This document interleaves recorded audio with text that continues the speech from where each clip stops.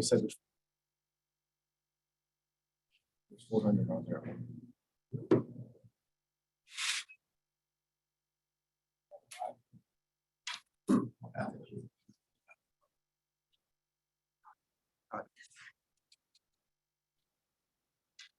Well, good morning, everybody. Welcome to this open session of the Brand USA Board of Directors meeting. I want to begin by, first of all, introducing myself. My name is Todd Davidson. I'm the CEO at Travel Oregon, and I have the privilege and pleasure of serving as the chair of the Brand USA Board of Directors this year, serving alongside a wonderful group of folks that have volunteered their time to be part of the board of directors here with Brand USA and to work with a very talented team here as well.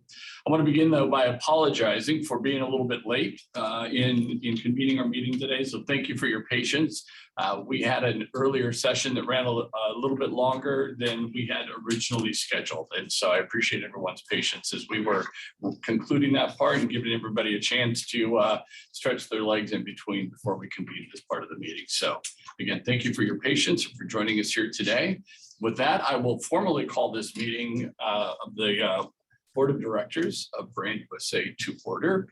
And we will go ahead and begin with our agenda. First item on our agenda, board members, is the approval of the minutes from our November 17th meeting. At this time, I will ask for a motion to approve those minutes. So moved. Thank you, Elliot. Is there a second? Second. Thank you, Kristen. It's been moved and seconded to approve the minutes of the meeting from November 17th. All those in favor indicate by saying aye. Aye. Aye. Thank you. Any opposition? All right, the minutes are approved. With that, it's my pleasure to turn it over to our CEO, Chris Thompson, to lead us through the CEO report. Thank you, Mr. Chair. Thank you to the members of the board here with us today, the team that's here to help present the body of work. And then to everybody online, we really appreciate your interest. We appreciate you tuning in. We feel like we've got a really good opportunity to share what we've been doing since our last board meeting. This is one of 3 meetings that the board has during the course of a fiscal year. At this meeting, the main things that we deliver is a final close to the prior fiscal year. Our fiscal year is October 1st to September 30. And there's some reporting that we'll be bringing to the table here today that brings an official close to that fiscal year. As of March 31st, we're also halfway through our current year. So we have a really good look into financials and otherwise activities and how we're doing against the plan that was approved by this board last summer for the start of the fiscal year that was October 1st. So you'll see on the screen any number of topics that are going to be discussed today. We have a team of my colleagues here, and I think there's a total of about 8 of them that are going to be involved in the process here. I'm not going to take the time to introduce them individually. I'll ask them to do that as they're presenting their portion of the agenda. But as Todd said, I have the great fortune to have a very talented group of colleagues that do the business of Brand USA every day. So without further ado, the first order of business will be the financial report, and I'll ask our treasurer and our CFO to work there. Well, good morning, everyone. Elliot Ferguson. It's my pleasure to serve under Todd and his leadership as the new chair of Brand USA, and I commend Chris and his team for doing an amazing job during difficult times. I think the good news for me and for all of us is that from a financial perspective, we're in really good shape. We talked about it yesterday. There's no better time to be treasurer when you actually have money to spend and play an active role in the recovery of our destinations and of our country versus how are we going to get there. So I commend not only Chris, but also Don and his team in terms of their stewardship with the finances. And with that, you know, the key things in which we've talked about, Don and I have met well in advance of today, is are we in a good position? Are there any hurdles or things in which I need to know about coming into this role? And equally as much, what's the process in terms of moving forward and spending? So I think that he'll be able to share financials, and Chris and team will give you more insight as to what's happening. So with that, I'll turn it over to Don. Thanks, Elliot. Good morning, everyone. I'm Don Richardson, Chief Financial Diversity and Inclusion Officer. And so we have two topics today. I'm going to share with you the great news from the audit and also where we are after 2 quarters.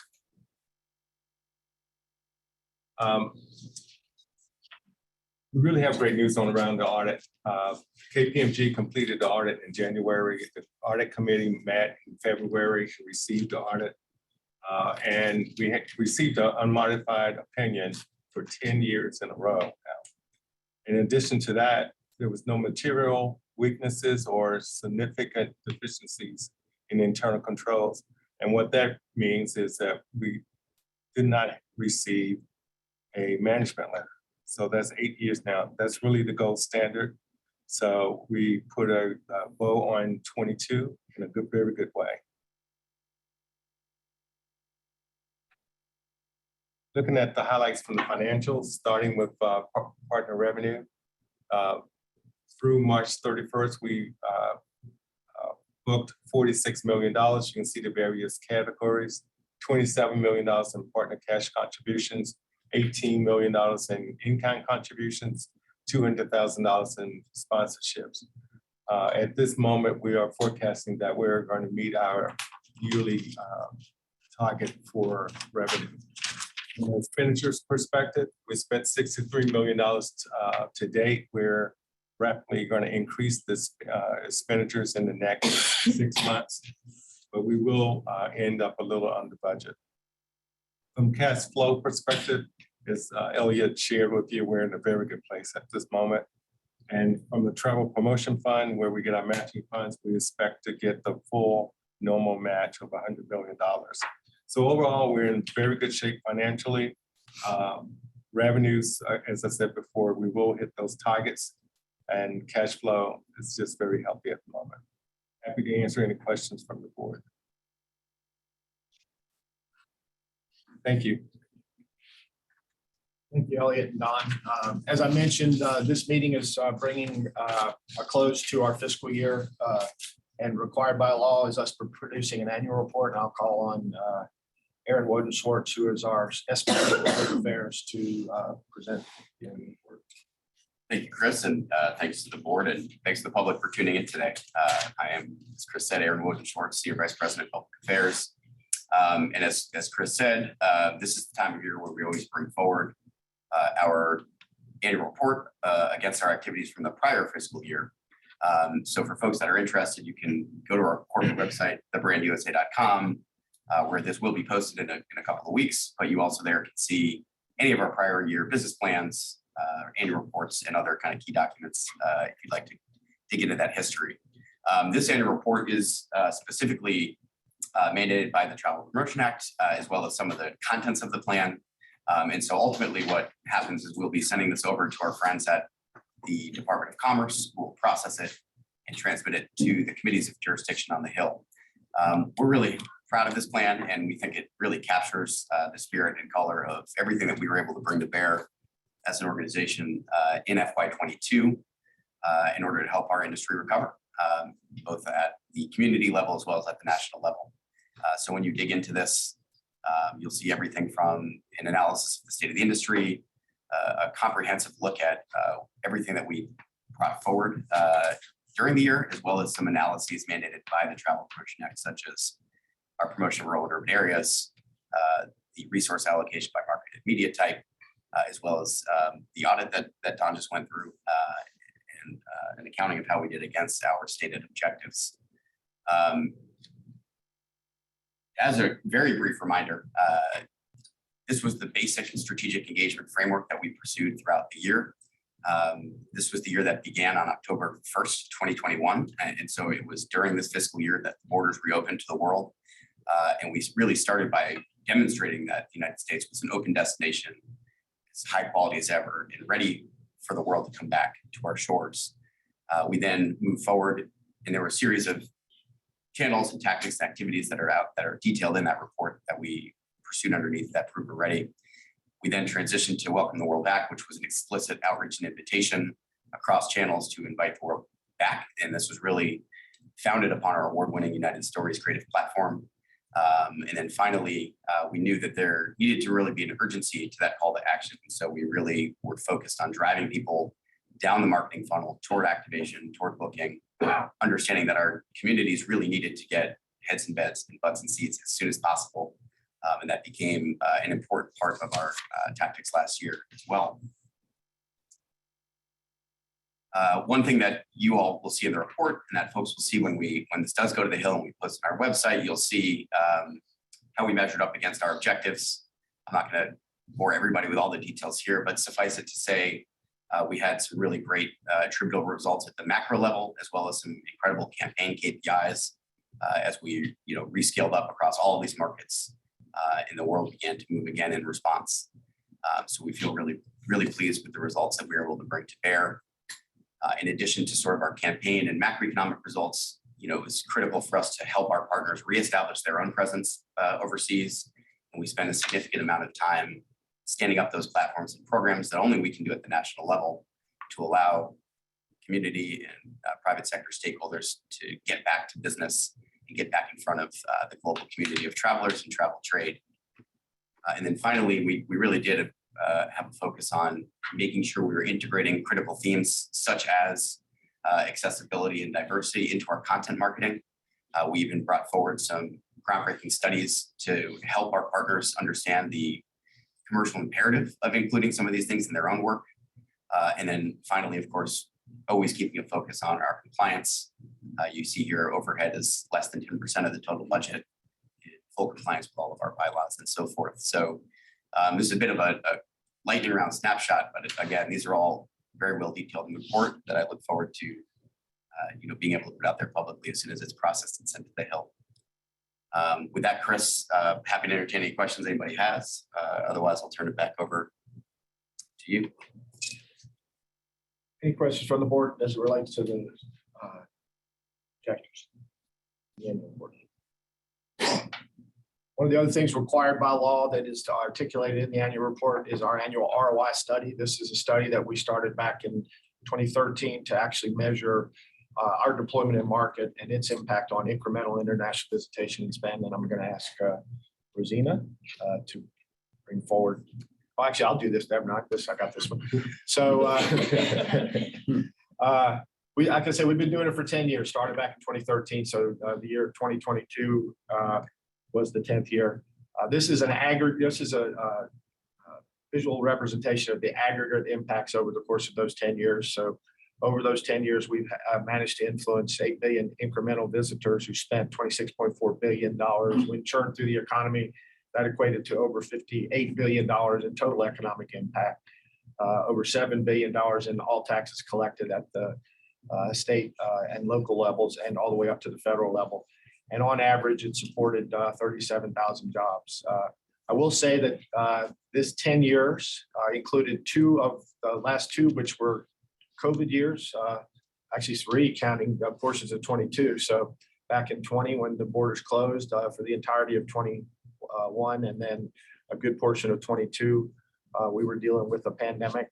The latter part of 22, we were evolving into the endemic stage of the crisis.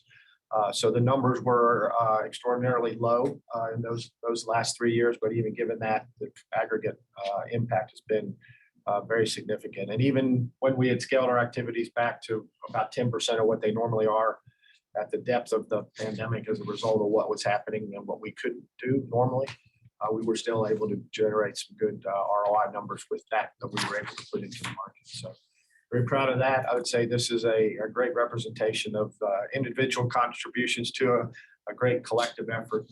And you can see more about this in detail in the annual report. We encourage you to take a look at that. Next item is our partner survey.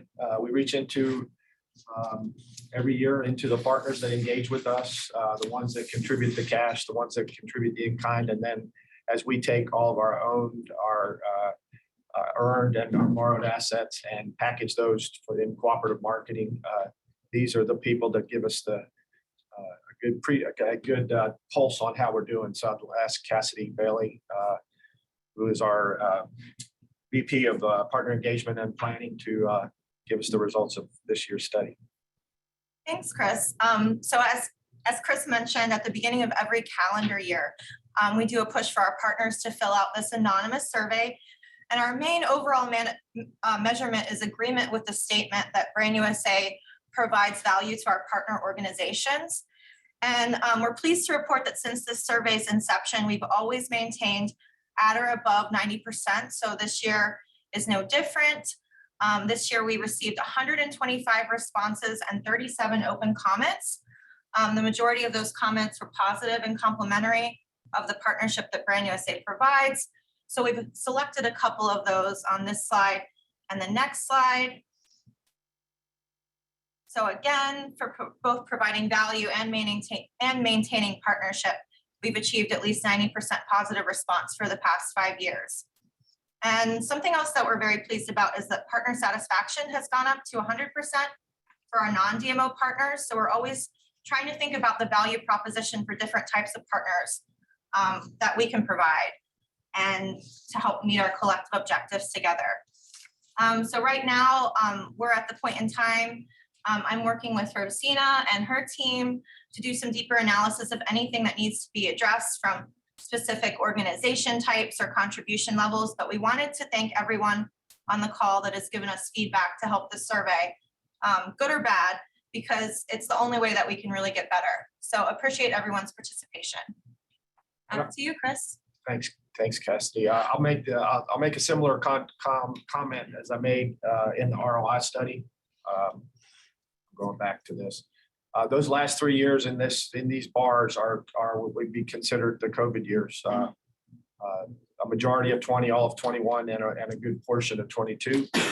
So we were able to maintain our minimum expectation of at least 90% in all of those years, and all the way through the two most challenging years. And as significant, I think, is that maintaining a partnership was even a higher rating. This year it was 90% as far as value, and then 93% as far as maintaining a partnership. And I think we learned that our partners feel very strongly about our ability to help them navigate the international market, and in this case, helping lead them back to some level of whatever the new normal is going to look like. So we were very pleased in general as we look at these two overall measures. With that, we're going to get into our marketing report, and we're going to take a look at the landscape, and I'm going to ask Rosina Stefano, who is our Senior Director of Research and Analytics, to lead us in that conversation. Thank you, Chris. Good morning, everyone. As Chris said, my name is Rosina Stefano, Senior Director of Research and Analytics. And I'm just going to give you a very brief top line of the update of the industry. Let me start with Tourism Economics' latest forecast for mid-March. According to the latest forecast, this year international arrivals to the United States are expected to be 19% below 2019 levels. This is a good thing because it represents an improvement above their December forecast, which predicted 2023 international visitation to be 26 below 2019 levels. That being said, we need to keep in mind that the inbound travel recovery is still hindered by economic uncertainty, high inflation, mainly in Europe, and the strength of the dollar. The expectation is to be close to 2019 levels next year and surpass pre-pandemic levels by 2025. Looking ahead to 2024, these are expected to be the top 10 markets: Canada, Mexico, the UK, Japan, China, Germany, Brazil, South Korea, France, and India. Canada and the UK and India will lead the rebound when compared to 2019. Mexico and France and Germany are expected to be very close to those 2019 levels, while China, Japan, and South Korea and Brazil will lag. It's interesting to note here that even with 3/4 of the 2019 visitation levels, Japan and China are expected to be on the top 5 markets. Switching gears to airline data, international inbound capacity to the United States is projected to reach 96% of 2019 levels by the end of 2023. the Americas seat capacity will surpass 2019 levels this year, while Europe will be nearly recovered. Similar to the visitation forecast, Asia lags behind the other regions and is expected to be close to 32% below 2019 levels. Lastly, I want to talk to you about the results of our latest consumer sentiment, which we run on 11 markets. On our latest polls from March, 30% of the respondents reported that they were likely to travel to the United States in the next 12 months, which is close to 2019 levels of 33. The largest decline compared to the pre-pandemic levels are coming from China, with 12 percentage points difference below, and then followed by the UK. Of all markets, Mexico and Canada are above where they were in 2019 levels. For those who reported that they were not planning or intended to travel to the United States in the next 12 months, overall, the 11 markets, the top two reasons given were the desire to experience other countries and their perceived high cost of the United States as a leisure destination. And with this, I want to wrap it up, but I want to leave you with this key messages. The pace of the recovery, it's been slower than expected after borders reopen, but it's gaining traction. As you can see, the forecast made some improvement, despite the strong headwinds like inflation and the strength of the dollar. The US overall visitation is getting closer to pre-pandemic levels in line with the global recovery. And this makes it higher competition. Total inbound air capacity to the United States is expected to end the year with 96% of 2019 levels. Based on consumer sentiment, likelihood to travel to the United States in the next 12 months is getting closer to 2019 levels. And in some cases like Canada and Mexico will surpass it. Also, based on consumer sentiment, we know that the top deterrents for travel to the United States in the short term is the desire to visit other countries and the perception of the US that has become an expensive leisure destination. Taking advantage of the positive sentiment, but keeping in mind the tough competition and the understanding that the top deterrents, it's important for Brand USA to remain top of mind, in addition to creating a sense of urgency to travel to the US to maintain and or gain market share, mainly in those markets where intent of travel is it's on par with pre-pandemic levels. With that, I'll get it back to you, Chris. Just real quick, I wanted to ask, so that sentiment survey is what we've been doing our entire existence and stepped it up to monthly over the course of the pandemic. So I'd like to think that that's similar to what you're seeing as it relates to some of the ways that you guys measure sentiment and engagement. I'd be curious if there's other things we're missing as it relates to what the customers are telling us. Consistent, yeah. All right. I'll introduce Susan Zakar. She's our Senior Director of Integrated Marketing to talk about messaging and all things advertising. Hi, everyone. It's nice to be here. So today I'm going to walk you through some of the work that we've done to evolve our marketing strategy so that we're in the best position possible to attract international travelers in a post-COVID world. But before I share what that looks like, I thought I would just take a moment and kind of ground us all and remind everyone what we've been up to for the last several years. So as many of you know, United Stories has been our creative platform for the last several years. It's been instrumental in bringing to life our Many Voices strategy. So the creative execution of United Stories has really focused on our strategic pillar around proximity by leaning into this idea of showcasing regional multi-state road trips. As we return to market with our recovery campaign, you know, Aaron kind of alluded to this when he was talking about the 22 annual report, but United Stories remained our creative platform. And for this iteration of the campaign, we really leaned into kind of a welcoming tone. We wanted it to seem like an open invitation to welcome people back to the USA and to provide inspiration for travel to the US as borders reopened. And while inspiration is always going to be important to us, in our role as the nation's storytellers, we also see the need to evolve our messaging to ensure that we're able to capture as many potential travelers from around the world as they're thinking about returning to travel. And we're feeling really optimistic about our ability to rebound to pre-pandemic levels. Why? Well, as Rosina said, we're seeing that intent to travel is really high. And we know that people recognize the value that travel can bring to their lives. They're planning to take leisure trips, those trips being planned is continuing to increase. And many people are actually making plans for multiple trips.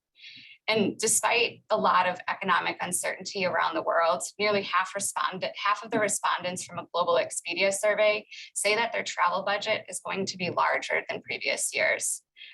And then finally, luckily for us, many of these respondents from that survey are looking to travel internationally. They want to be taking that long haul international trip.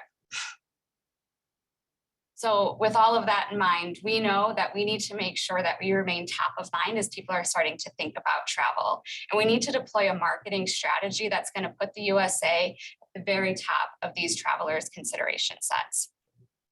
So as we were planning for the second half of this fiscal year, we took a close look at the industry's landscape as well as the consumer mindset. The wheel on this slide is the 6 phases of the traveler journey.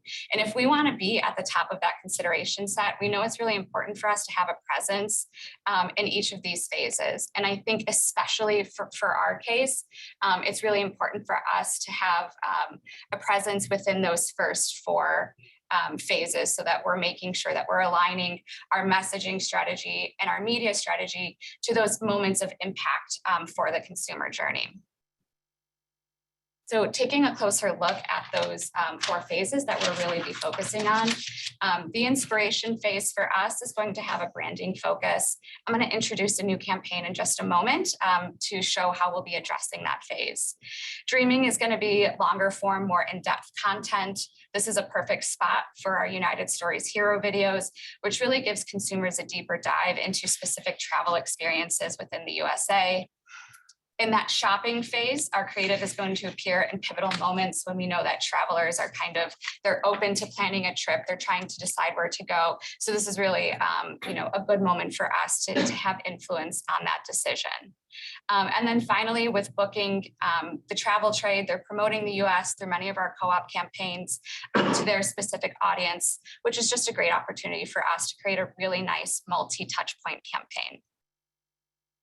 So jumping into that first phase, as I just mentioned at this top layer, we're aiming for top of mind awareness with messaging that inspires consumers to take action. And we're also looking to create a sense of urgency. So it's not just, oh, I think I'd like to take a trip to the US at some point. It's, I should plan my trip and book it right now. So in addition to that idea of creating action and urgency around booking a trip, we've also tailored our creative to 5 different traveler personas that are tied back to different types of motivations for taking a trip. So we'll be speaking to luxury travelers, families, outdoor enthusiasts, cultural explorers, as well as those who are looking for a little bit more sense of excitement. And so for each of those personas, and really any type of traveler, our promise to them remains strong. That whoever you are, whoever you want to be, whatever experiences you long for, it's more than a possibility when visiting the USA. Here, you're destined to find it. And so I thought I would lift the shades, so to speak, a little bit higher on our campaign creative and share the concept intro with you all. Before I read this, I did just want to caveat, this is internal facing language. This is not meant to be kind of, shared out with consumers. It's really meant to convey the sentiment behind this concept. And the sample destinations that are featured in here are not meant, it's not an inclusive list of the destinations we'll be featuring. I'm actually really proud to say that in the current suite of assets that we have, we've been able to feature over 63 unique destinations across this campaign. So without further ado, here's our concept intro. At any moment, there's a perfect vacation out there waiting for you. One that's just what you need and just what you want. where you reconnect with your partner under the stars of Yosemite or find your wild side at mile 346 of Route 66. The one where you finally taste Mary Mac's mouthwatering chicken in Atlanta or discover and obliterate a perfectly powdered slope in Salt Lake. The one where you play your best hand and win big in Vegas, or the one where the whole family goes and you all stay in one tent. Because whether you're seeking a vacation full of love, friendship, or just some fun, adventure, tranquility, or exquisite hospitality, the USA doesn't just have it all. It has nothing less than exactly what you're looking for.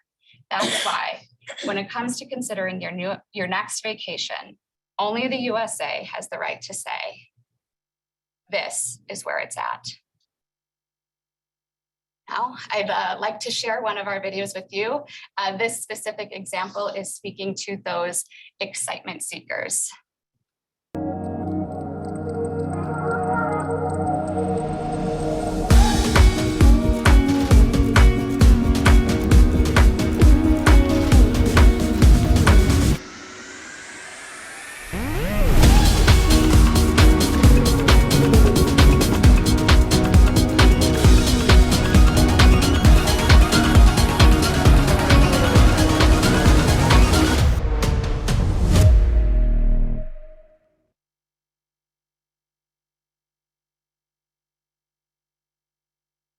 All right, on to the next layer.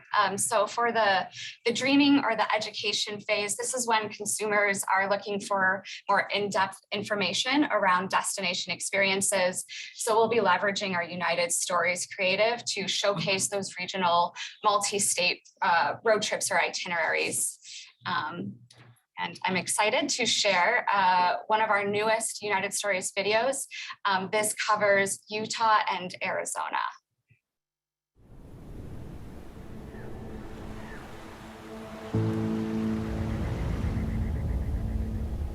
I came here to Utah and to Arizona to all these national parks and these amazing canyons and mountains and cliffs because people will expect me not to be able to do it.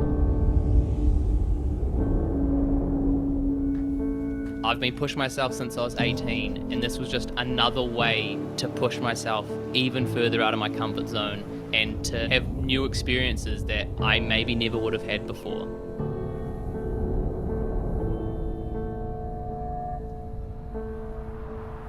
When I was 18, my life changed forever. I was in a workplace accident. My right leg had to be amputated just below the knee.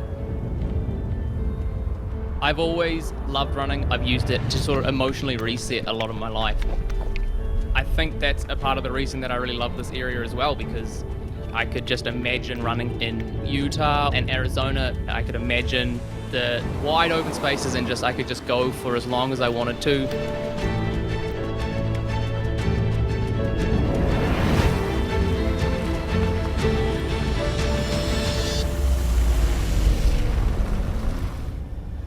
This environment is so challenging, but it's a challenge that you sort of want to achieve. My favorite thing that I've seen on the trip so far has been the Narrows at the Zion National Park. You had to walk upstream, which is challenging physically for anyone. The added scenery and the views just made it even more worthwhile. With Bryce Canyon's rocks and dirts, that amazing red color, it's like nothing I've ever seen before. I can just feel peaceful and tranquil. I feel like it's where I'm meant to be.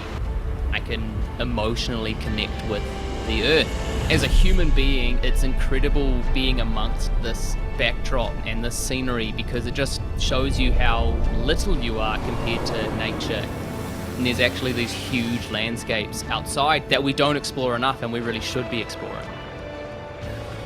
Being up in the helicopter and then looking down gives you a bird's eye view and just shows the enormity of the entire area.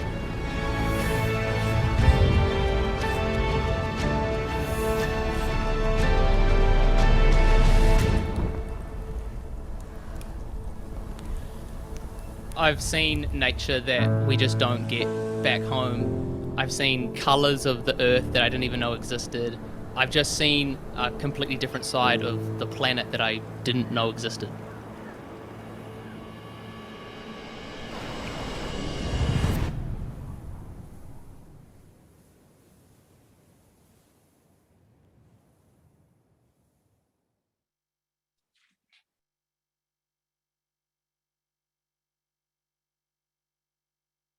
And then the last phase that I'll be talking about is shopping.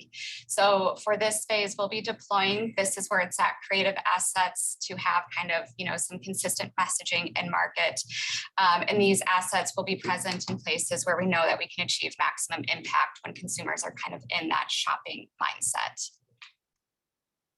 And this slide just shows a sample of some of the display ads, which is one of the formats that we'll be leveraging within this phase. From a timing perspective, this campaign is launched at the beginning of this month and will be running through the end of September to close out this fiscal year. And it'll be live across our 10 kind of key markets from a consumer perspective. The black bars show when the dreaming and the inspiration and the dreaming phases will be live.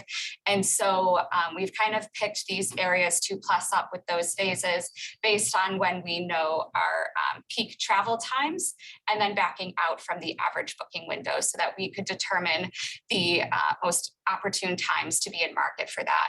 And then the shopping phase is going to be an always on approach. So Brand USA will have a consistent presence in every market when consumers are looking to shop. So beyond this campaign and kind of the always on marketing that we are doing across the marketing department, what's next for us? So as we're looking to plan for fiscal 24 and developing some new marketing strategies, we will be working very closely with Rosina's team to make sure that all of our plans are, led by in-market research that we're doing. Our team is also in the midst of a brand strategy and creative RFP. We'll be wrapping that process up soon and beginning to think about brand strategy as well as a creative refresh, taking into consideration the consumer mindsets and making sure that our creative is always, going to resonate and be relevant to consumers and kind of where they're at right now. And then, as always, we are the nation's DMO, we are the nation's storytellers. And so storytelling initiatives will always be at the forefront of what we're doing. Thank you so much. With that, I will pass it off to Mark Lapidus. Good morning, everybody. I'm Mark Lapidus. I'm Vice President of Product and Technology for Brand USA. It's a pleasure to be here today. I'd like to tell you a little bit about Go USA TV. Potential travelers in over 45 countries now can watch Go USA television. And I am very pleased to tell you that the distribution of the network continues full force. We've added a bunch of markets since our last board meeting, including platforms that you're hopefully familiar with. These are two television manufacturers, Samsung TV. They have the TV Plus network built into their sets, and LG Channels is actually also built into their sets. And we just launched the Nordic countries on both these platforms. We also launched a couple of apps this year, MX Player and Relax, which are very big in Europe and Asia. The total potential reach across the platforms is 804 million. That's the potential reach. I wanted to stop real quick just to emphasize that. So at any moment of any day, we have the potential to reach 800 million through our Go USA TV channel. The distribution is actually built over the course of the pandemic when we weren't creating content. We really focused on expanding the distribution. So sorry, Mark. No, that's fine. See your privilege to highlight that.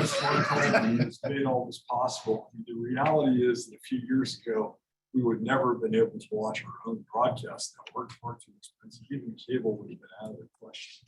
But with smart television, some of you may or may not realize this, but the networks themselves are actually built into the TVs. All you really have to do is turn them on and you get 100 channels. It's like having a cable box built in your sets. And that's what's enabled us to actually begin a streaming channel. We started with a couple of apps and they did okay. But when we actually launched the streaming channel, which is based on the schedule, the network completely took off. We saw the minutes and the hours just go through the ceiling. I guess it speaks to the stickiness of the network and probably also people's comfortability on a couch. Because once they start watching, they watch for long periods of time. Average time spent watching these days is well over 20 minutes. And some of these platforms, we're getting over 40 minutes. In fact, as we started to advertise the network, one of the things that really shocked me was that time spent watching actually went up. As most of you realize that when you advertise a product, typically what happens is you bring so many new consumers into that product that the actual engagement goes in the opposite direction. That's not what is actually happening with this television network, which is great news. This chart also tells a terrific story of growth. If you look at January 23 year over year, we've had a 200% growth. February, 181%, and month over month average growth from March to February has been 10%. We just started advertising the network this year. And these are minutes actually that you're seeing at the top. So you can't quite see this, but it looks like it's close to 8 million minutes in February. The other thing that we've been working on quite a bit this year has been production. Just like every other production entity during the pandemic, we went dark. We just couldn't really do anything. That didn't stop us from planning though, and also growing the distribution of the network. And so the planning enabled us to get in front of the production this year. And I'm very pleased to report that we're going to actually have over 50 episodes produced before this actual fiscal year is out. One of the episodes that I'm especially proud of is the Ellis Family Vacation. So far, we've done 4 episodes in DC, Go Elliott, Birmingham, Alabama, Grand Canyon, Arizona, and New Orleans, Louisiana. I'd like to show you a commercial for the Ellis family. Watch now on Go USA TV. I'm Kadeen, content creator, TV host, and podcaster. That's right, and I'm DeVal, former NFL athlete and current film and TV star. And together we have 4 boys. For better or for worse, we love taking them everywhere. And get in the car. We have a short amount of time on this planet, and you got to take that time to do as much as you can. This is the Ellis Family Vacation. Watch now on Go USA TV. We really hit the Ellis family at just the sweet spot because as this was being released, they entered the New York Times bestseller list with a book that they just came out with. Very, very interesting. And he has actually gotten a number of pretty big parts recently in different series. So unless anybody has any questions, that's it for Go USA TV. Turn it over to my colleague, Matt. Thank you, Mark. Good morning, everyone. I'm Madhu Prema Rubin, Senior Director of Marketing Communications and Public Relations at Brand USA. Throughout the year, Brand USA distributes up to 5 global press releases that reflect our international storytelling pillars. The first release was disseminated in November, focusing on sports tourism, and our second in January, which followed hidden gems across the USA. We generated over 70 pieces of international coverage in Tier 1 titles, and I will take you through some of the coverage shortly. This exceeds expectations. In today's media landscape, usually you would expect a press release to generate about 40 to 50 pieces, but we're averaging 70 on all of our press releases at the moment. We also created a what to see and do across the USA document. The idea is that it inspires listicles, press strip ideas, and news items. And we've generated fantastic coverage on new hotel openings across the country, new museums and attractions, as well as anniversaries in a number of different publications. In fact, in Japan, a luxury title Pavone saw that the Cherry Blossom Festival was happening and actually immediately booked to come out and write an 8-page feature, which will be coming out shortly. Additionally, through our domestic and international storytelling, we think it is incredibly important to support Brand USA's DEI initiatives. It's not only important to tell diversity of stories, but also to ensure that we have a diversity of storytellers. Just some of the coverage that we've had in Condé Nast Traveler, About Time, Love Tabby in Japan, that focuses on our hidden gems across the USA. Then using the What to See and Do document, there have been best hotels across the USA in National Geographic that really focused on boutique properties in lesser known destinations, including Kentucky, and also Hawaii in the New Zealand Herald. And then with our diversity of storytelling and promoting our DEI initiatives, for International Women's Day, we worked with the domestic media to talk about female destination CEOs and how they shape the tourism landscape. We've also been working with Tia Edwards, who is the first African woman since slavery to be distilling bourbon. She's been a huge hit with our international media. We've secured a number of profile pieces.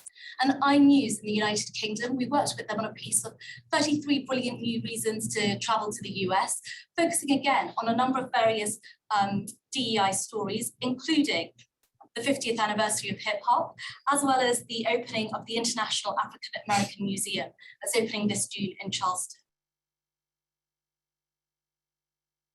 And what's next?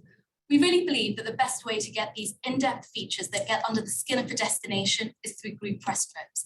And we're currently working with the UK, Mexico, and Italy to send groups of journalists, no more than 5, across the country in various destinations. At IPW, we will be more focused with our global media. And throughout the week, we'll be organizing a mixture of relationship building meetings, as well as profile interview pieces for our senior representatives with both consumer and trade titles. And finally, we'll be working on international media missions. The trade team do such a brilliant job with their sales missions, but we think this is a great way to help us shape and control the narrative, not just of the work we do at Brand USA, but also as thought leaders in the tourism space. Thank you.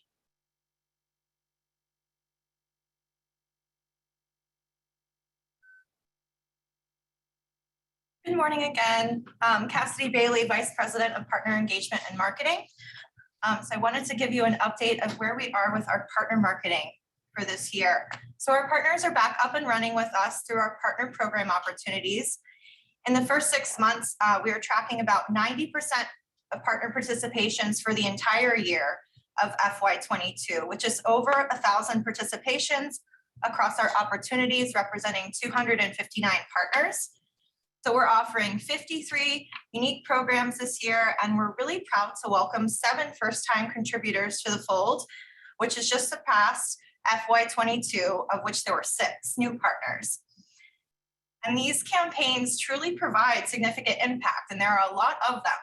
So we've launched 396 partner campaigns across 19 markets, delivering over 737 million impressions and over $9 million of attributable bookings.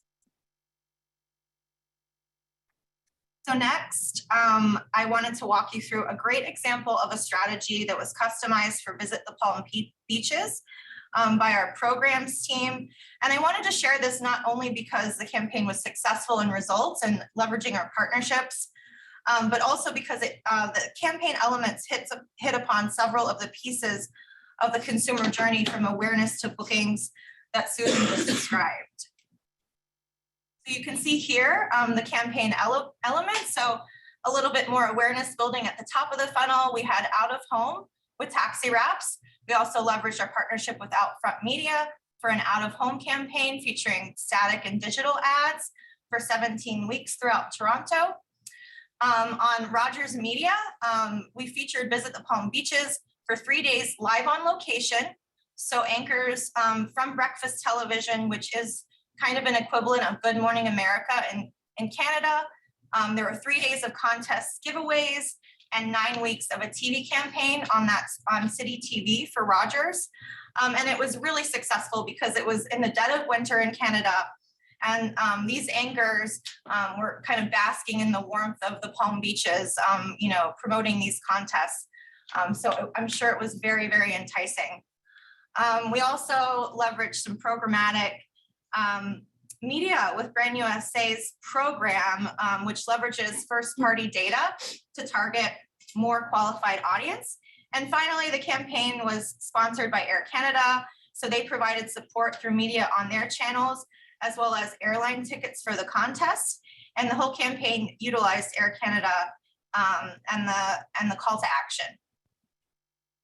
So here's another look at kind of the campaign breakdown. You can see the overall reach of the campaign in terms of impressions. And we estimate that it delivered a value of 2.7 to 1, which kind of went directly to the partner. And I would say most exciting results about this campaign is this campaign absolutely did move the needle on both flight bookings to PBI. It helped to close the gap. So the gray, you'll see the pre-pandemic levels. Capacity was down 50%. And so that closed the gap to only under 10% of 2019 levels. And for revenue, it actually surpassed 2019 levels. So very, very pleased with this campaign execution. And lastly, I wanted to show you a look forward for the partner team. And we've put a theme around our partnership priorities this year, which is connecting the dots. So we do that through working with the team across the organization to bring value to our partner opportunities, and also in designing our programs so that we can more effectively place our partner destinations and attractions front and center as we help to connect the dots across the consumer purchase journey. Oops. Back.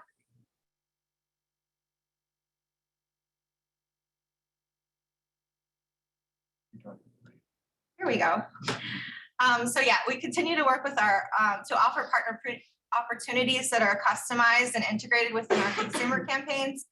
And these opportunities will take form in various ways, to working with our partners on influencer executions, or working with our partners on location, producing shows for Go USA TV.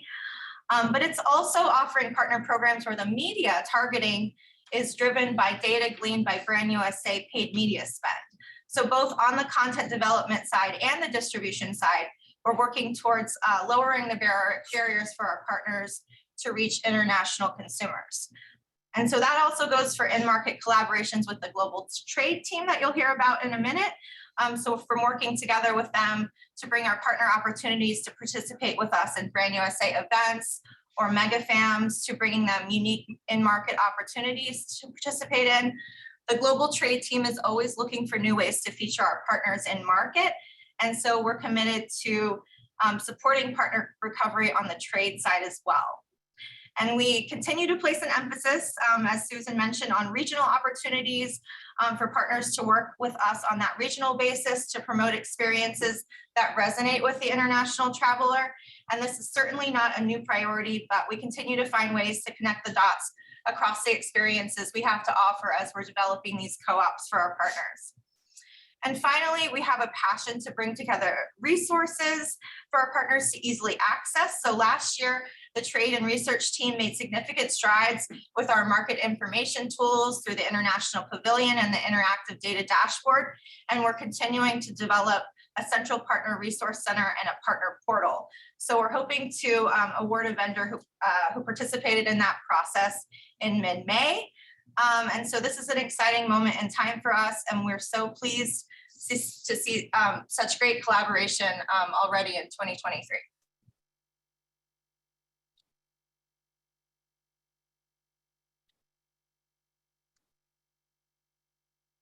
Thanks, Cassidy. Good morning, everyone. I am Jackie Ennis. I'm the VP for Global Trade Development. I oversee our global trade alliances and the relationships in market. I'd like to just provide a short update on the major activities for the first half of this fiscal year. Our focus has been very much reestablishing a prominent presence for the USA in our target market regions. This means re-engaging in markets where the pandemic curtailed our efforts, namely France, Italy, Spain, the Netherlands, and Southeast Asia, and also reinforcing Brand USA's global footprint in the markets where we had a limited presence, such as Brazil, South Korea, Australia, New Zealand, Japan, and India. Throughout the pandemic, we maintained our connections and business relationships with the global travel trade industry via our global marketplace platform and virtual events. And these opportunities are indeed still important. However, the emphasis now is very much to be present in market, meeting with travel trade partners face to face and providing opportunities for our US partners to do the same. The pent-up demand for travel is strong, and our strategy is to make the USA top of mind and the #1 destination for consideration with the trade. Sales missions this year, excuse me, have been sales missions are highly focused opportunities designed for US partners to meet with leading tour operators, airlines, travel agents, trade media, and where appropriate, consumer media in market. For both sides, buyers and sellers, the relationship building is so important. There is also a particular impact of being there as the USA, sending strong messages to the trade and the trade media that we are committed to supporting their efforts to sell and promote the USA. In the first half of the fiscal year, we have completed sales missions to 7 countries, visiting 9 cities with a total of 114 US partners, accomplishing almost 6,500 meetings and training over 1,000 travel agents in person. We are delighted to have held our first sales mission to South America, visiting Colombia, Argentina, Chile, and Brazil. And we will have a major sales mission later this year to Japan and South Korea, July 10 to 14.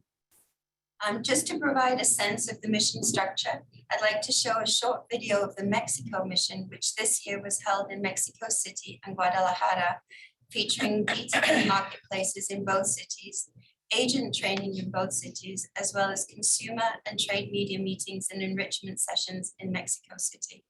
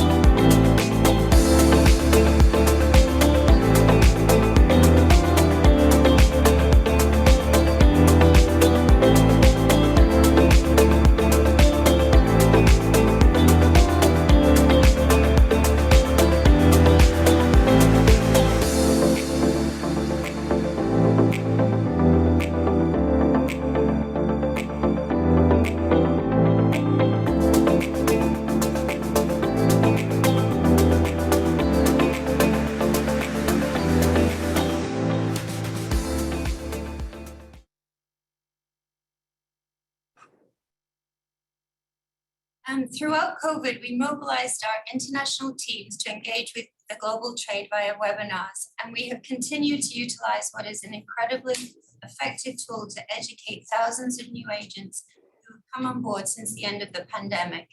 We are now working with new audiences of travel agents who are seeing high demands from their clients. Globally, consumers are turning to trusted third parties, be it direct to a tour operator or via agents to book their travel.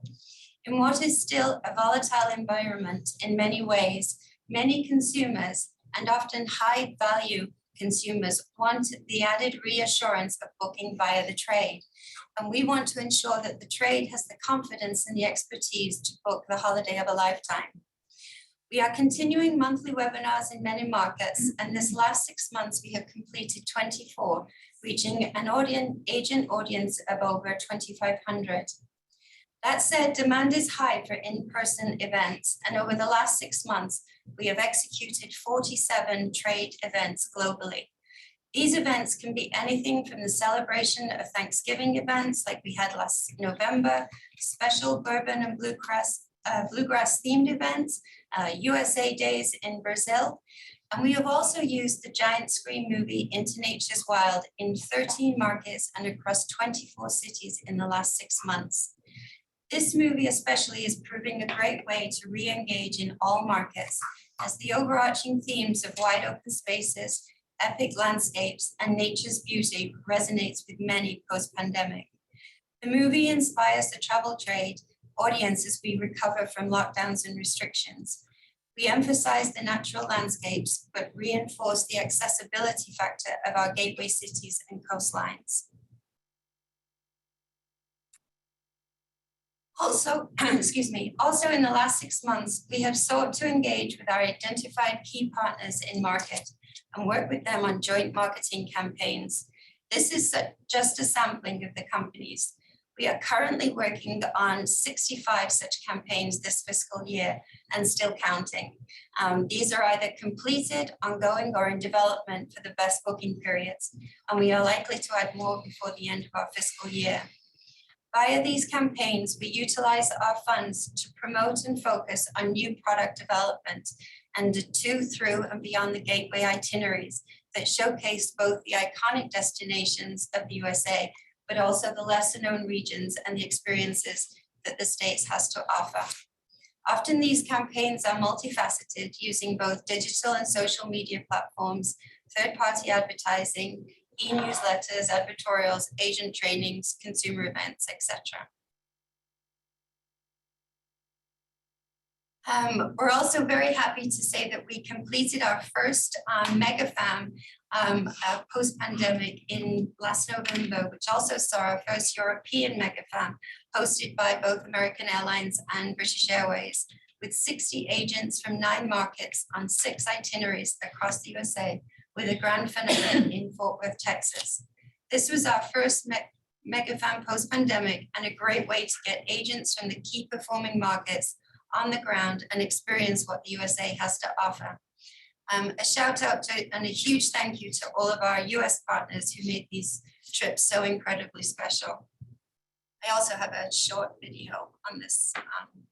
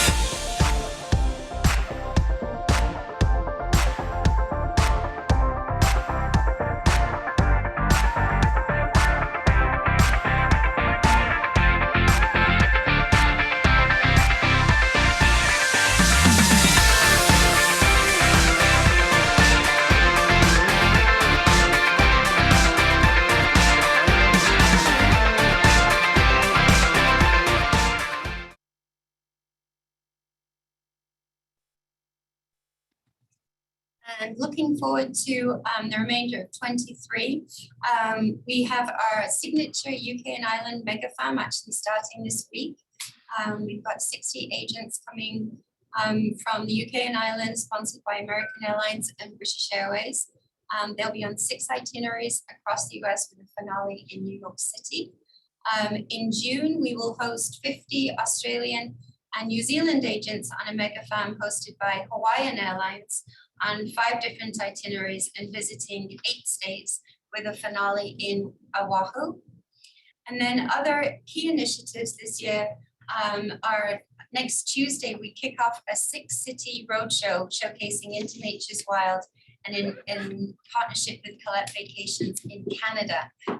We will be starting in Ottawa before moving to Halifax, Winnipeg, Edmonton, Calgary, and Vancouver, visiting key cities, Canadian cities where, to be honest, we've not had a very big presence in the past, but the response from the trade has been phenomenal.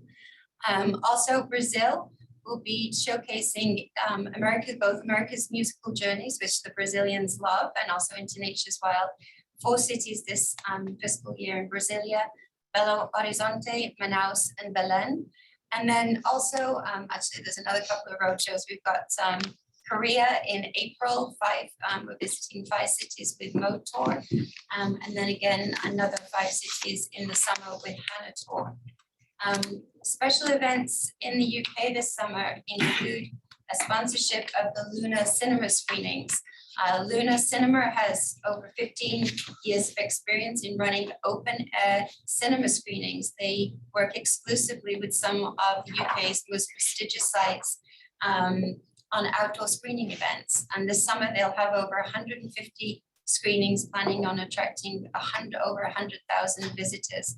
And as a sponsor, Brand USA highlights as seen on the screen, tourist storytelling pillar and the importance of film tourism, bringing US films to a key target audience, as well as providing additional trade and media activities. Another key event this summer is the sponsorship of the Hampton Court Garden Festival in early July. We'll give a full report out on that in the July board meeting. But this year we are partnering with Trailfinders, the UK's largest independently owned tour operator, to showcase America's Wild, a 120 square meter garden that will represent the diversity of landscapes across the USA. And Oregon and Charleston will also have a separate garden adjacent to Brand USA and the Trailfinders Garden. I think that's everything for me, but I'd really like to also just do a huge shout out to our global teams. As I mentioned yesterday, we have 14 global teams around the world, and they have done just a phenomenal job in executing all of this activity. And I really want to express our appreciation for that. Thank you.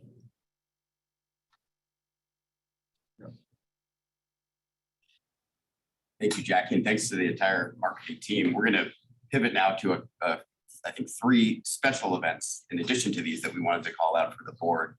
And I'll begin first. This is Aaron Woden-Schwartz again, SVP of Public Affairs, with IPW 2023. IPW is the largest travel trade show that takes place in the United States. It's in about its 53rd or 54th year. It is, the primary purpose, of course, is to have trade meetings. This is a show at which all of the exhibitors are all the US travel suppliers, all the US destinations from around the country, and all the delegates that are coming in from internationally from around the world are all of the main travel buyers, travel writers, and so forth. In general, at the show, Rockport Analysts estimates that it has about a $5 billion impact over 3 years following the show for the United States. Obviously, a smaller but specific impact to the city, in this case, San Antonio, which will be hosting for the first time. It is obviously a major deal. I don't have the exact numbers in front of me, but I can tell you that the delegates internationally are exceeding the hotel block, exceeding expectations, and that several delegations will be setting new records ever, including some of the key markets that we've talked about in Latin America. We're even seeing, despite some of the headwinds, some of the lags out of Asia, we're seeing some really strong numbers, including out of places like China, with significant numbers of travel buyers coming in, looking to get back to business, as well as some rather unexpected Southeast Asian countries as well. So it's going to be a full house, and we're really looking forward to it. From Brand USA's perspective, this is our biggest stage, brightest lights of the entire year. Obviously, the primary purpose of the show is to help the US suppliers and the travel buyers put together their deals. The travel buyers from around the world will be putting some same year business, but primarily putting together their catalogs and their inventory for 2024 and beyond. And so it will really mark a key inflection point in that recovery trajectory that Rosina talked about earlier. But in addition to that, we have our 360 world of stakeholders, all of our domestic partners, most of our domestic partners, so much of, especially the international media, including on the trade media, but also some of the tier 1 type consumer media folks. And then, of course, our friends from the United States government, as well as some of our association friends, such as US Travel, who owns the show. In general, our objective is, of course, to be a resource for all things international travel, as of course we are for many of our domestic partners, as well as for our trade partners internationally. Because there's real business happening on the show, we really try to create an atmosphere that's conducive to that, and that's sort of driving people to want to seek out new partners and seek out increased investments. We've seen some really good results as we poll both our domestic partners and our buyer partners overseas about wanting to increase their investment in promoting and selling USA internationally as a result of their meetings here. And of course, we'll have a strong focus on media. This slide is just a global map of all our touch points basically at the show. As you can see, everything from I'm guessing what will be more than 500 trade appointments, hundreds of partner appointments, and then hundreds of media appointments. We also have sort of some global interfaces here. I'll call out under the bottom right here the fact that we work hand in glove with many of our federal partners to create a cohesive presence to the world And there'll be I think over a dozen federal partners attending this year, including some first-time folks. So everything from promoting our national forests, our public waters and lands, to enrolling people in global entry on the show floor, and everything in between. It's really a wonderful time when everybody comes together in one place. And as I said, it's San Antonio's first time hosting. It's also Texas's first time hosting in about 20 or 22 years. This is just a kind of a look at some of those touch points from last year. Everything from our booth, which really brings a clean, modern look and really does sort of set the tone for the show floor. Our education sessions with our partners, our standalone press conference, our inspiring storytelling and entertainment at our lunch. And we will once again this year be recording our Brand USA Talks Travel podcast at the show as part of our booth build. So as I said, it's a really big moment for us and for so many of our partners. And we're really here to help try to drive the recovery across all of those audiences at this year's show. There obviously are a few board members that are attending on your own. There may be others that are interested. And so we will be inviting the board to get a little bit deeper dive as an info session between now and May 20th. And if you are going, please let us know. And if you're interested in going, please let us know as well. With that, Chris, turn it back to you. The second event, as you can see, as a result of everything that we're presenting here, most of our focus historically has been, and right out of the gate, invested in transient leisure travel. I will say many thanks to Elliot Ferguson, representing one of our great meeting destinations within the country, and his colleagues that do the same for other cities around the country. We have not had as much a focus in the MICE market as we should have. And we were involved early on in the early years of Brand USA. We stepped away, and now we've re-engaged over the last year or year and a half, invited input from our key meeting stakeholders, and we're looking for value proposition. So IMEX is a great meetings platform that occurs here in the US, in Las Vegas every year, and in Frankfurt addressing the international audiences. So for the first time this year, we're re-engaging back with that show. We're creating a Brand USA presence will be the kind of the center of the space where some of our biggest partners, including Elliott, will have their own standalone booths, and then a pavilion that is for those that have something less than a standalone booth. And this will be the space we're creating. It's a 3D rendering of our space, which is going to be used for collaboration areas, for hosting receptions on the floor, and in general, supporting the efforts of our meeting partners. This year, unfortunately, it's layered right in on top of IPW. So our ability to actually to do it like we want to do it is a little bit hampered this year as far as actually who will be able to attend, including not me because I'll be at IPW. But it is the first, I guess, start of an evolution of really creating a branded presence that's way larger on behalf of the entire country for the benefit of our individual partners. So, Elliot, I don't know if you wanted to add anything to that, but Enough said. Okay. Perfect. And then the last thing is talking about another, I guess, the other big event that we do each fall, and I'll ask Alexis to give us a quick overview on that. Hi, I'm Alexis Adelson, Director of Marketing Operations and Special Projects, one of which is Brand USA Travel Week. We are thrilled to bring Travel Week back to London for our 5th annual event.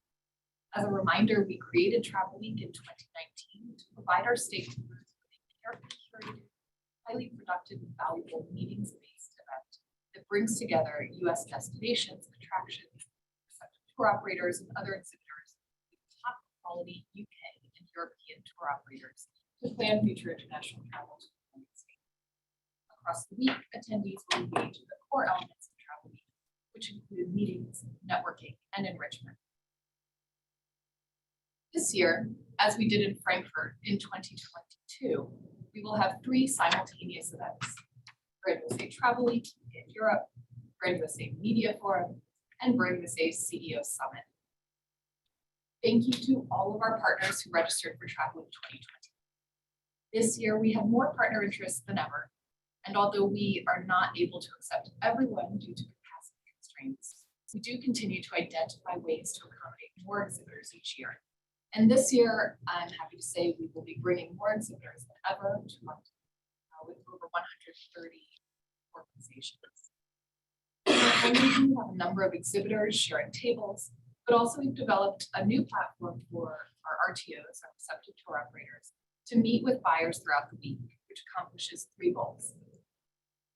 This triples the number of RTOs at the event, which adds value to our buyers. It allows for more appointment books for destinations and attractions, and it levels the playing field for our RTO partners seeking this opportunity to grow international visitation to the US. Additionally, in our evolution of these events, we've expanded the CEO Summit to host 50 CEOs this year, doubling their attendance. So we're all really excited. Thank you, Alexis. And then, too quick there. Just as a reminder, as we bring a close to what we're presenting to the board today, our next meeting of the board is in conjunction with US Travel's summer board meeting, which will occur this year in Boston, July 26th. That'll be our actual meeting date during that time in Boston. And then we're back here in nation's capital here at headquarters, November 15th for the fall meetings. So should be on your calendars. Look forward to those future meeting dates. And Mr. Chairman, happy to entertain any questions the board has about anything that was presented today. All right. Do members of the board have any questions for Chris or members of the team with any of the presentations they brought forward today? I just wanted to, well, first of all, congratulations, because the team's done a great job. And I've experienced the travel week, and it's really well done. And all of the trade events are very, very well organized and very appreciated by the trade. But I wanted to ask, with the barrier that you mentioned, Rosina, the 2 top barriers being desire to experience another country, and the second being the perceived high cost of the United States. Do we do any more deeper into the survey about where we're competing with, for example, where they would say they're choosing over the United States? So it would be helpful, I think, for us to look at those countries to understand what are they doing that we might consider. And then are we doing anything about the demographics about it and about the product itself for the perceived high costs? Because we're seeing a very large rise in motor coach business and group business. One of the reasons we're told is that it is because the perceived high cost that they view, that they know how much it's going to cost before they go, and that's a better value for them. And then we're also seeing a big rise in millennials on motor coach tours.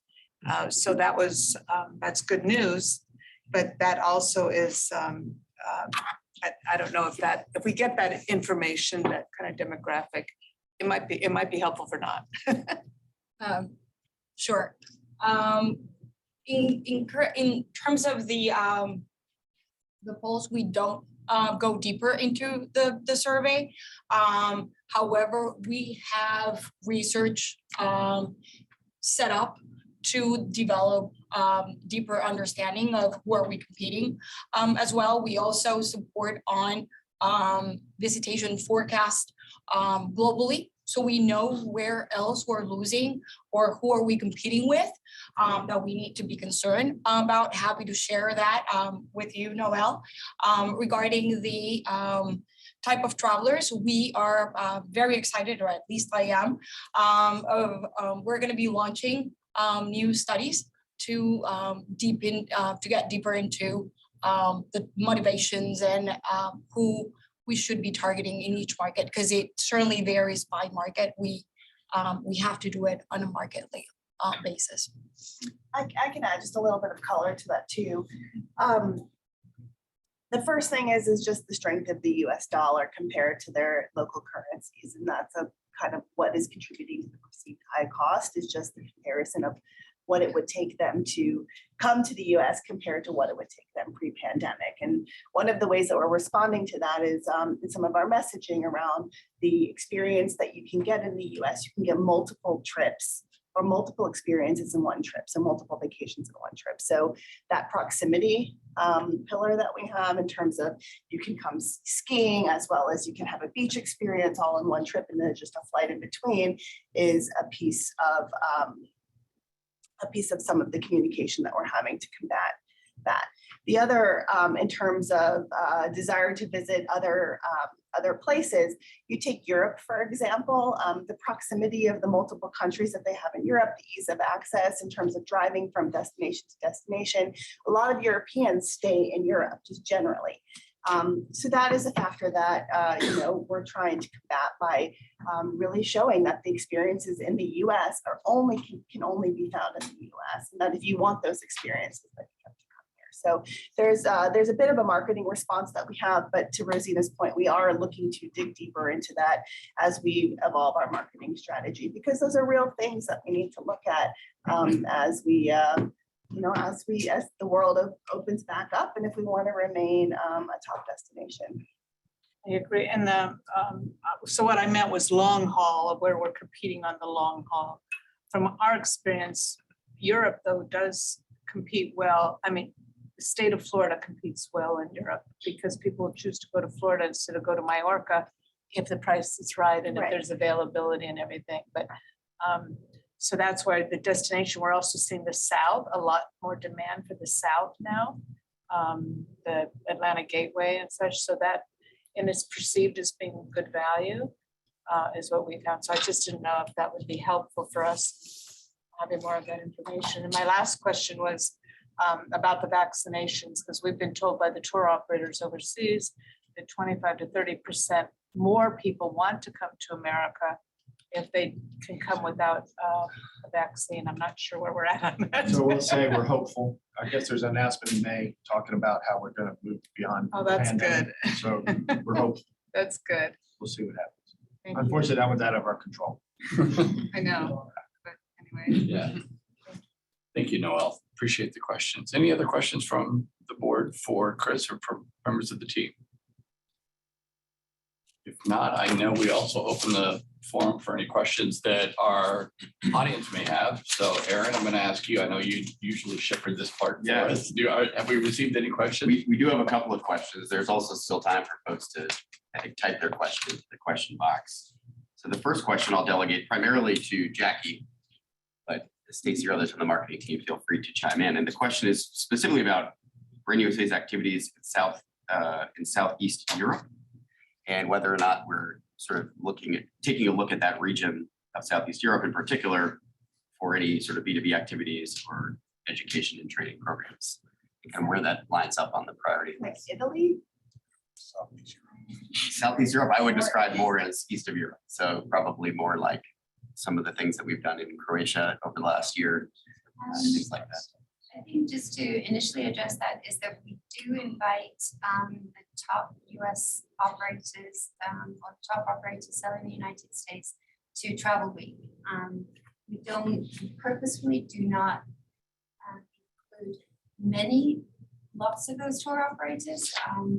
We focus on the primary markets, but we do invite the key ones from the kind of the lesser known or those that tier 2, tier 3 markets. I think we have not, just because we're just reestablishing our presence now in big markets like France, the Netherlands, Italy, Spain. We have not currently engaged otherwise in those markets, but it's certainly something that we can consider, especially because now Poland is also a visa waiver country. So that would be something that we consider in fiscal 24. Yeah, and I would just add, we did take advantage of both Poland and Croatia joining BWP over the last couple of years. And actually, Undersecretary Lago was there from Commerce as well, but did a series of events in Croatia to welcome them, which is written up in the FY 2022 report. The second question, I'll try to it's just simply a question about sort of visa wait times, in particular in India in this case. So just to again, remind folks that, Brand USA as a public-private partnership and as explicitly called out in the Travel Promotion Act, we don't advocate and we don't have a position on policy issues. But obviously the visa wait times are, if you follow the travel industry, a critical topic of conversation that US Travel and many others are working on. I did see a note out this morning, actually, that over the last month or two, visa wait times in India are down by 50%, which is great progress. I believe there's still progress to go, but obviously significant progress being made against that. And one of the things that we do communicate is that if you are a current visa holder or have a B1, B2 visa that's expired within the last 48 months, you may be eligible for an interview waiver. So please do take advantage of that. Check with your local consulate to see if you're eligible for an interview waiver. And I guess just more broadly, any other, Jackie, any other kind of anecdotal things you're hearing from the field in terms of stuff that we are taking advantage of or having to navigate across the reps? Any other kind of tidbits that you might share that are popping up out there that or in the press that we're seeing that we want to make sure we're messaging around? We get intelligence reports from all of our offices, so we're loaded with insights as it relates to that, probably. We are having a session at IPW, which is on Sunday. Yeah, so if you're attending IPW, please do come by our education session Sunday morning. We'll be doing a big, Stacy will be hosting a big kind of global overview and a lightning round of what you need to know to be successful across, I think, 15 different markets. So it'll be some really good, both hard data and anecdata to help set you up for success in your meetings at IPW. And we also have webinar series that we have on our website. That's right. Addressing those insights for specific markets. That is a resource that's online. Yeah, and it's just more generally, if folks do have, seeing a few kind of very general questions, so please do reach out to us if you'd like to discuss more, either specific ideas or more directional questions that we can try to answer for you. I don't think we're seeing any other questions at this time.